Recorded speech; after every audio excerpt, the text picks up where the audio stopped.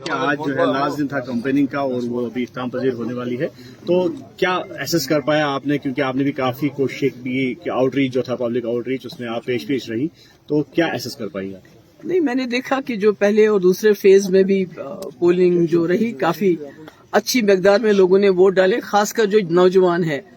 तो यहाँ मुझे साउथ कश्मीर में उम्मीद है कि लोग नॉर्थ कश्मीर से भी काफी रिकॉर्ड तोड़ के यहाँ पोलिंग करेंगे, वोटिंग करेंगे, क्योंकि मसले सबके एक जैसे हैं और सभी लोग एक ही पैगाम देना चाहते हैं दिल्ली की सरकार को कि जो 2019 से आपने हम पे जुल्म कर रहे हैं, तब किए, अब कर रहे हैं, तो वो हमें काबिल कबूल नहीं है। हम उसका जवाब आपको वोट के जरिए देना चाहते हैं। जी, तो जिस तरह से 370 को लेकर कल सुप्रीम कोर्ट ने आखिरी पिटीशन भी खारिज कर दी, लेकिन उमर साहब ने इल्जाम लगाया कि बीजेपी के साथ बराबर की शरीक रही है पीडीपी एब्रोगेशन ऑफ आर्टिकल 370 में, और अल्ताफ बुखारी साहब का कहना है कि पीडीपी हिसाब दे कि सोर्स ऑफ फंडिंग क्या है।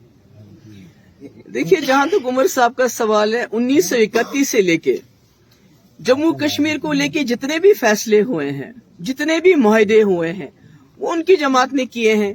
मैं मुआहदा नहीं कहूंगी, मैं उनको बोलूंगी सरेंडर जो हुआ है। और आज जम्मू कश्मीर जिन हालात में है, जिस मुसीबत में है, जिस तकलीफ में है, वो उन्हीं का सारा किया धरा है। उन्होंने पहले हिंदुस्तान के साथ इलाहा किया, इक्तिदार मिला, कुर्सी मिली तो इलाहा बहुत अच्छा था, कुर्सी चली गई तो बोला अब रायशुमारी करनी है। उसके बाद 1975 में उन्होंने इंदिरा जी के साथ अकॉर्ड किया, वो भी कुर्सी की खातिर किया।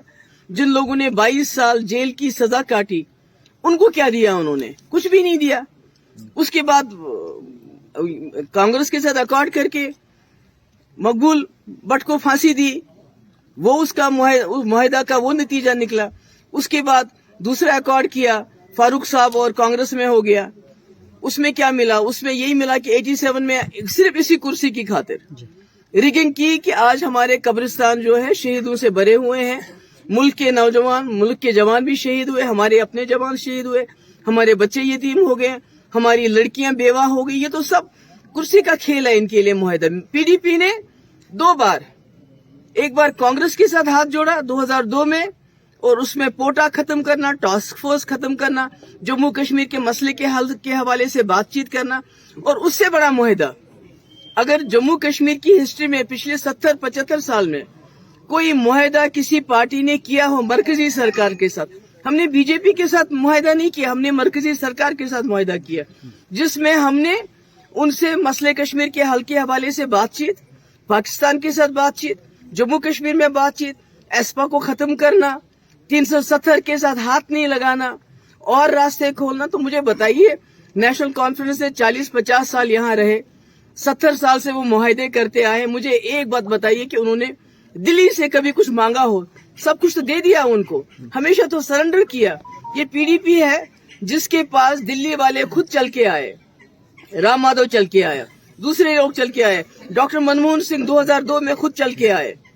हम तो इनकी तरह, जैसे देवेंद्र रैना ने बोला कि उमर साहब और हम, वो खुद चले गए 2014 में दिल्ली बीजेपी के साथ सरकार बनाने के लिए। उसके बाद 2019 में खुद चले गए सरकार बनाने के लिए।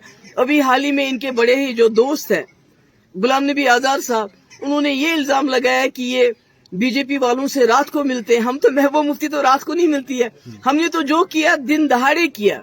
हमने जो एजेंडा ऑफ अलायंस बीजेपी के साथ किया, 3 महीने लगाए।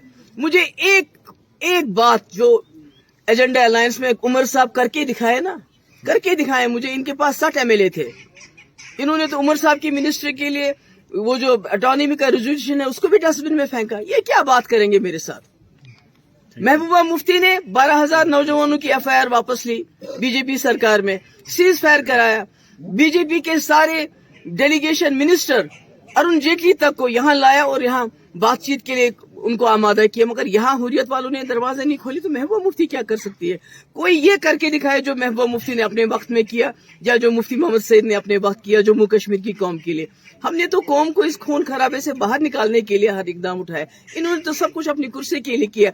आज भी पिछले 5 साल से एक ही राग अनाप रहे हैं, इलेक्शन करो, असेंबली का इलेक्शन करो, क्योंकि कुर्सी के बगैर ये लोग रह नहीं सकते। शुक्रिया।